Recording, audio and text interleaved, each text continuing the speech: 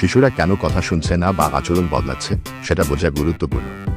তাদের মানসিকতা এবং চাহিদা বুঝে নিতে চেষ্টা করুন।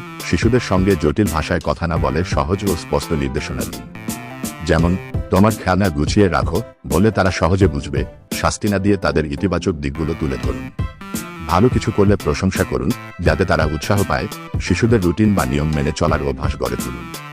উদাহরণস্বরূপ, খেলাধুলার সময়, পড়াশোনার সময় এবং ঘুমের সময় নির্ধারণ করে দিন।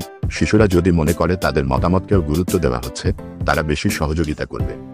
তাদের পছন্দের জিনিস বা মতামত জিজ্ঞাসা করুন। আপনি যদি শিশুর সামনে সঠিক আচরণ দেখান, তারা আপনাকে দেখে শিখবে।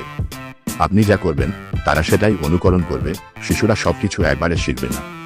তাদের ধীরে ধীরে শেখানোর চেষ্টা করুন এবং তাদের প্রচেষ্টাকে উৎসাহিত করুন। শিশুরা বাবা মায়ের সঙ্গে সময় কাটাতে পছন্দ করে। তাদের সঙ্গে গল্প করুন, খেলুন এবং তাদের অনুভূতিগুলো বুঝতে চেষ্টা করুন।